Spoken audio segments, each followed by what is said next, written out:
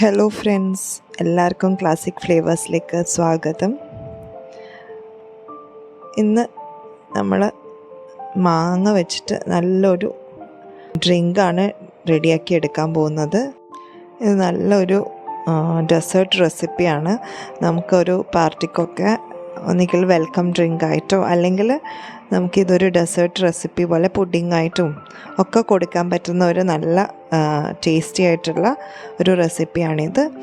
അപ്പോൾ വീഡിയോയിലേക്ക് കടക്കുന്നതിന് മുന്നേ ചാനൽ ഇതുവരെയും സബ്സ്ക്രൈബ് ചെയ്യാത്തവരുണ്ടെങ്കിൽ ഒന്ന് സബ്സ്ക്രൈബ് ചെയ്ത് സപ്പോർട്ട് ചെയ്യാൻ മറക്കരുത്.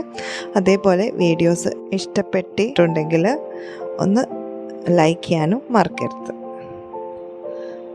നമുക്ക് ഇതിന് വേണ്ടുന്ന ഇൻഗ്രീഡിയൻസ് ഒക്കെ ഒന്ന് സെറ്റാക്കാം. ഞാൻ ആദ്യം തന്നെ ഒരു സോസ് പാൻ എടുത്തിട്ടുണ്ട്.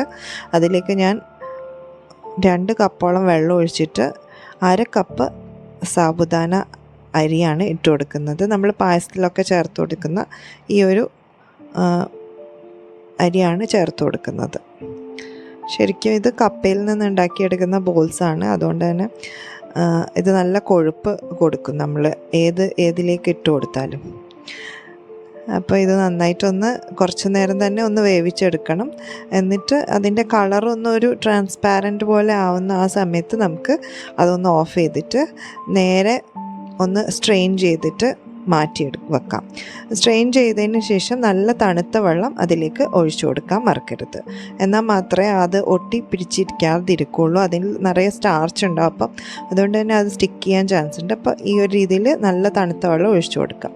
ഇനി നമുക്കൊരു മിക്സിയുടെ വലിയ ബൗളാണ് ഞാൻ എടുത്തിരിക്കുന്നത്, വലിയ ജാറാണ് ഞാൻ എടുത്തിരിക്കുന്നത്. അപ്പോൾ അതിലേക്ക് ഒരു നല്ല പഴുത്ത മാങ്ങയാണ് ചേർത്ത് കൊടുക്കുന്നത്. ഒരു വലിയ മാങ്ങ തന്നെ ചേർക്കുന്നുണ്ട്. അതിലേക്ക് 2 കപ്പ് പാല്, തണുപ്പിച്ച പാലാണ് ഞാൻ ഒഴിച്ചു കൊടുക്കുന്നത്. അത് ഒഴിച്ചിട്ട് ഒന്ന് നന്നായിട്ട് അടിച്ചെടുക്കാം. നല്ല രീതിയിൽ തന്നെ ഒന്ന് അടിച്ചതിന് ശേഷം ഞാൻ ഇതിലേക്ക് 1 കപ്പ് തേങ്ങാപ്പാൽ ഒഴിച്ചു കൊടുക്കുന്നുണ്ട്. തേങ്ങാപ്പാൽ ഒഴിച്ചു കൊടുത്താൽ അതിൻ്റെ ടേസ്റ്റ് കുറച്ചുകൂടി ഡിഫറെൻ്റ് ആയിരിക്കും. ഇനി തേങ്ങാപ്പാൽ ഇഷ്ടമല്ല എന്നുണ്ടെങ്കിൽ 3 കപ്പ് പാൽ ഒഴിച്ചു കൊടുത്താലും മതി. ഇനി ഇതിലേക്ക് 1/2 കപ്പ് കണ്ടൻസ്ഡ് മിൽക്ക് ചേർത്ത് കൊടുക്കാം.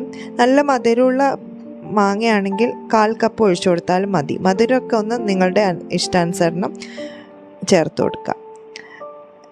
ഇനി ഞാൻ ഇതിലേക്ക് ഇത് അടിച്ചെടുത്തിട്ടുണ്ട്. ഇതിലേക്ക് നമ്മൾ നേരത്തെ വേവിച്ച് വെച്ചിരിക്കുന്ന സാബുദാന ഇട്ട് കൊടുക്കുന്നുണ്ട്. അതേപോലെ തന്നെ ഒരു മാങ്ങ ചെറുതായിട്ടൊന്ന് അരിഞ്ഞെടുത്തതുകൂടി ഇതിലേക്ക് ചേർക്കുന്നുണ്ട്. മാങ്ങ നല്ല പഴുത്ത മാങ്ങ എടുക്കാൻ എപ്പോഴും ശ്രദ്ധിക്കുക.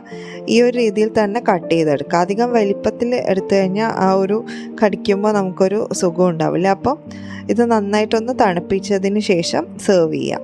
ഇനി നമുക്കിത് നല്ല പുഡിംഗ് പോലെയാണ് വേണ്ടതെന്നുണ്ടെങ്കിൽ ഈ നമ്മൾ എടുക്കുന്ന സാബുദാനയുടെ അളവ് ഒരു കപ്പോളം ആക്കിയെടുത്താലും മതി. അല്ലെങ്കിൽ പാലിൻ്റെ അളവ് കുറച്ച് കുറക്കുക.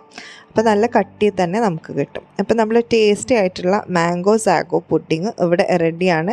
പുഡിങ്ങായിട്ടോ അല്ലെങ്കിൽ ഡ്രിങ്കായിട്ടോ എങ്ങനെ വേണമെങ്കിലും നിങ്ങൾക്ക് സെർവ് ചെയ്യാം. നല്ല ടേസ്റ്റി ആയിട്ട് കഴിക്കാൻ പറ്റുന്ന ഒരു സമ്മർ ഡ്രിങ്കാണിത്. ഡെഫിനറ്റായിട്ടും ഒന്ന് ട്രൈ ചെയ്ത് നോക്കുക. വളരെ എളുപ്പമാണ് ഉണ്ടാക്കിയെടുക്കാൻ. അപ്പോൾ പുതിയൊരു വീഡിയോ ആയിട്ട് നമുക്ക് വീണ്ടും കാണാം. അതുവരേക്കും good bye and take care.